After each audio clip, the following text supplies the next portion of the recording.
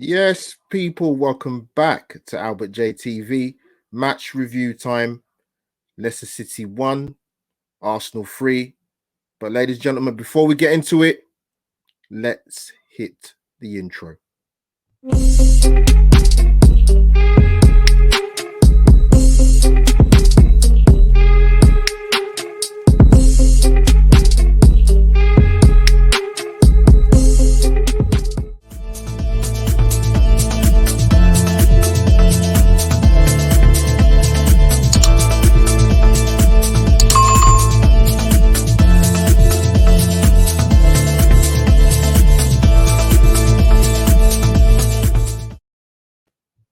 Yes, people, welcome back. Welcome back to Albert JTV match review time. I think I said preview at the beginning, but it's review definitely. We did win the game. Leicester City 1, Arsenal 3. But before we get into everything, ladies and gentlemen, to my Instagram people, thank you for your recent subscriptions. Your support's been amazing. For those of you that haven't subscribed to my channel, I'm going to put this on my IGTV. Hit the link in my bio and subscribe to my channel, please, people. To my YouTube crowd, thank you, and Twitter crowd, of course. Your support is always appreciated. But obviously my Instagram and Twitter is above my head as well on the overlay. Please come and follow me on my social medias. But guys, you should know by now, before we get into it, you should know what to do.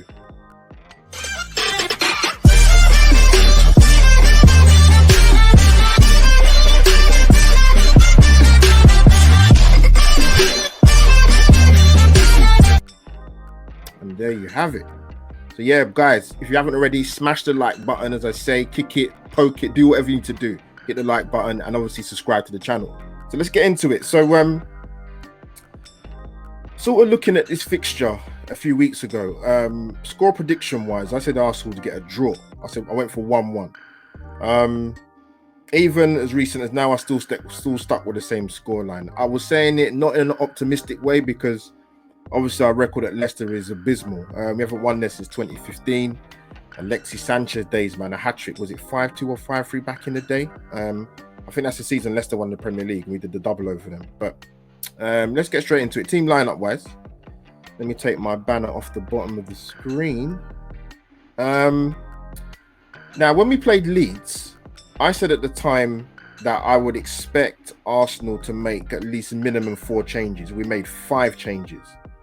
And I've always said to a lot of people with my content on my channel and on other people's channels that I kind of give up trying to guess an Arsenal starting 11, particularly with his head coach in charge, because with Arteta, the guy just throws in a curveball after curveball, shock inclusions, surprise admissions, whatever way you want to look at it, or however way you want to dress it up. He's difficult to call, Mikel Arteta. So we had 6 changes from the Europa League win against Benfica. That's a lot of changes, but this is not a normal season. As you see today, Leicester came into the game missing James Maddison, who's a key influential player. But when I look at Leicester before I come onto the Arsenal team, as you've got on the screen, as you can see, for any audio listeners out there, I'll go through the team. Leicester had Kasper Schmeichel. That would be something if Peter Schmeichel was still playing.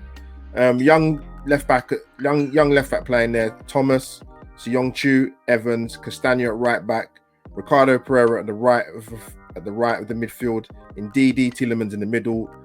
Harvey Barnes, he's been outstanding this season. 13 goals in all competitions on the left, and a front 2 of Iheanacho and Vardy. But I don't think Leicester did set up like that. I think Kelechi Iheanacho was playing a little bit deeper, almost sort of, in a James Maddison role. But I don't particularly think it worked for Leicester. But I still thought there's a danger, just purely because they've got some quality players still there. Like I said, Ricardo Pereira's come back after a long injury. Harvey Barnes has been outstanding this season. And the 2 centre-backs, I know Fofana was really bossing it for Leicester, but I think he's injured at the moment, I believe. And then Seong-Chu, who's come back in, has been solid for Leicester for about the last season and a half. So we moved to the Arsenal team. I expected Lacazette to come in. I expected Pepe to start, so that's who. I expected Cedric to come in. That was free. and I did think Pablo Mari would start, so that's 4. So I expected minimum 4 changes, but we got 6, like we said. I think the worry looking at the team lineup when I saw the Arsenal team lineup was the fact that where are we going to create from the midfield areas with El Neni and Xhaka in there? I was actually happy with the 2 fullbacks. When I say in the sense of, obviously people know I love Kieran Tierney. Cedric Soares, to me, just he's a better all-round right back going forward and defensive than Hector Bellerin. So I have no problem with him starting at right back. But Pepe, I wanted to start on the left, even though he did okay, so which I'll go into. Smith Rowe looks better in that position in the middle rather than having him and Odegaard and then Smith Rowe having to come out to the left-hand side, even though they do interchange. And then obviously Laka up top. So we get into the game and oh man, Arsenal don't start games well, man. So within 6 minutes, we've got the Tielemans goal. I mean, Xhaka doesn't give a great ball into Willian. But then you have to say, I've got to say, I don't know what Pablo Mari was doing. You're looking at Vardy, you've got covered there. The immediate danger is in front of you because El Neni can't get across. Xhaka's not going to catch up with Tielemans. So Pablo Mari's got to come across there. I don't know what he was doing. And then obviously, Tielemans a good low finish to Leno's right, 1-0 down. And actually, it could have got a lot worse, guys. Because immediately after that, Leno almost dwindling on the ball, almost gets caught out. And you know what? That could have gone pear-shaped very quickly. We could have been 2-0 down within 10 minutes. And then it would have been an uphill task, even with Leicester missing, James Maddison. But I actually thought, from when Leicester went 1-0 up, I thought we bossed the game for the entire half. I really do. I thought we was a bit more. We had more possession, obviously. We dictated the tempo. We played some good football. We got into some advanced areas without creating sort of one-on-one chances, if that makes sense. But yeah, I thought we bossed the first half, to be honest with you. We looked more. We looked like we had more of a cutting edge. And actually, the way that first half went, you would have expected that when Arsenal played Leicester, when we had them in the home game in the Premier League, that's how you would have wanted Arsenal to have started that game. But yeah, I thought we played well in the first half. And obviously, we score a set piece, unbelievably. It obviously was a set ground worked free kick with David Luiz and Willian, because, Willian sort of cut the ball to about 10 yards out. David Luiz has made that run. Ash is a very, very good header, as you can see in the picture there. Fantastic header by David Luiz. So yeah, 1-1 and fully deserved to get back into that game, to be totally honest with you. And then obviously during that first half, we had the sub we had to Wharton Odegaard for Emil Smith Rowe. As we learned, I think with Emil Smith Rowe, it was a muscular injury. So hopefully it's not too serious. But yeah, fantastic goal to go 1-1. I thought we deserved to get back into it. And then I lost my train of thought now. Yes, that was it. Sorry. Because I was thinking of the Pepe incident, but obviously that was the free kick outside the box. But when it happened at the time with the penalty incident with Pepe, putting the ball in and Ndidi handball, immediately I called it. So that's a penalty. That has to be given.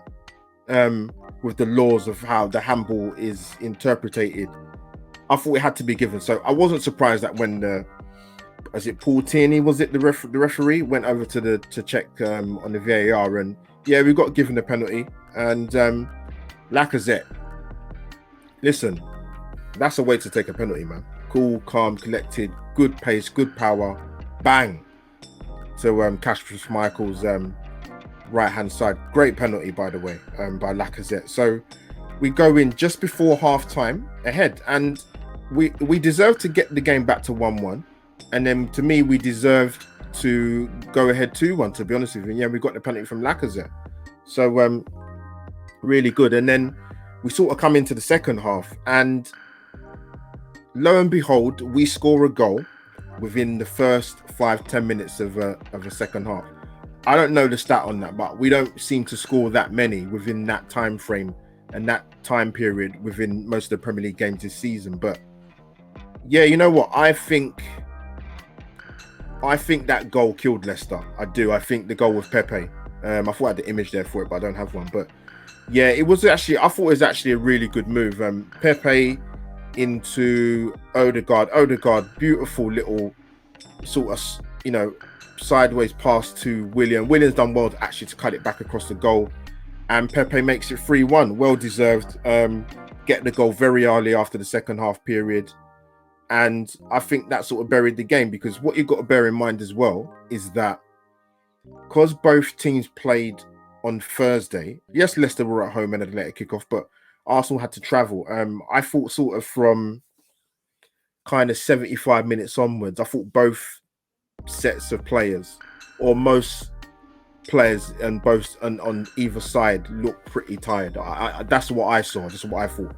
Guys, drop in the comments down below if you agree in terms of the tiredness, and if Arsenal getting that third goal kind of buried the game. Great timing to get the third goal. But yeah, I think I look at Arsenal's games this season, because I'm not going to spend too much time talking. I'm 11 minutes in, but there's not many games where, if I'm taking this game in isolation, it was a very good performance.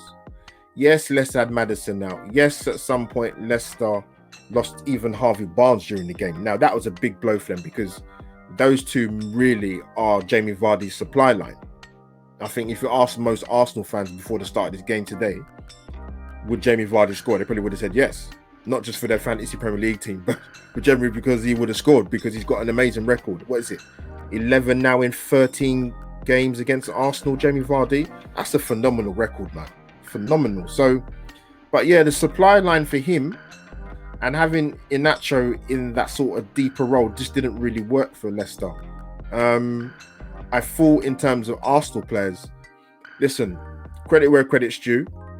Willian had a good game today, but I want to see him do that for the next let's put it this way, for the remainder of the season, because one good consistent performance for a player who's played in the Premier League for the last 6 or 7 years is not good enough. So, but to get credit where credit's due, he played well today.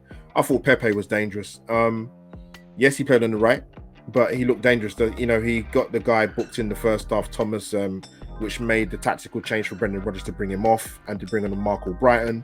But yeah, I thought Pepe is really good. I would still have him on the left, as I said at the beginning of my match review. But yeah, Pepe was good today. Dangerous.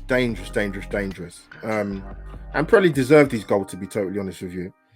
But yeah, that moves us up to 9th. Unbelievably, we're above Spurs. I mean, what a season. This is crazy.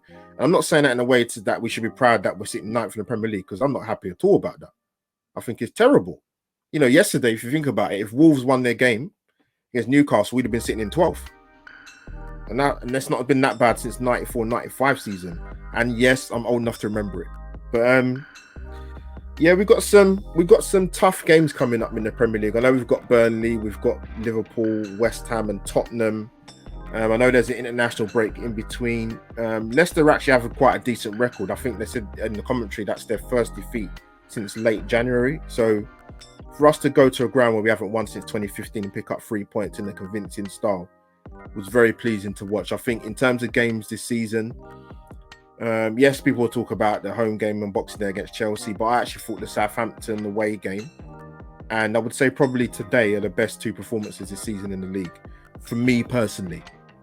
People might agree. Drop in the comments down below. You might disagree. Drop in the comments down below. I'm going to get the stats up quickly, as you guys can see on the screen. Let me get the banner off the bottom. Guys, like I said before, smash the like button, share my content, drop the comments in, and subscribe to my channel on my Twitter and Instagram handle are down along the bottom of the screen, as you can see. But yes, let me get that banner off the screen. So there you have it. Arsenal actually, for once, sort of having more possession than the opposition team and winning the game convincingly. I don't think that's happened that many times this season, if we're being brutally honest. Leicester 44%, Arsenal 12 shots at goal, Leicester 8 shots on target, Arsenal 4, Leicester 3, and then you guys can see with the corners and fouls. Leicester looking at 15 fouls they committed. They didn't. I think at least 14 of them fouls were on Pepe. Yeah, they committed a lot of fouls, man. But yeah, solid performance from Arsenal. Let me get that image off the screen. Solid performance, good performance. For me, man of the match. I know Willian got it. I personally, people might disagree or agree, I would have just given it to Pepe. I thought he was very, very dangerous, very sharp. Gave Leicester all sorts of problems. Xhaka was solid again. The centre backs, Mari, couple of he kind of. There's one occasion in the second half where Vardy almost got the better of him, but he did well. But guys, that's sort of the match review, really. Drop your comments down below. Tell me what you made of Arsenal's performance out of 10. Your best Arsenal player. And the next league game, I believe we have Burnley. That's going to be tough away. Sean Dash will have them properly set up to play against us. That's the kind of place you go to, Turf Moor, and you get a win. It doesn't matter about the performance. You get a win, you get out there, and you come back home. And that's what happens. But yeah, guys, that's I guess that's me over and out. Albert JTV, hashtag Leicester City 1, Arsenal 3. We move to Burnley. But before we go, guys, you know what to do by now.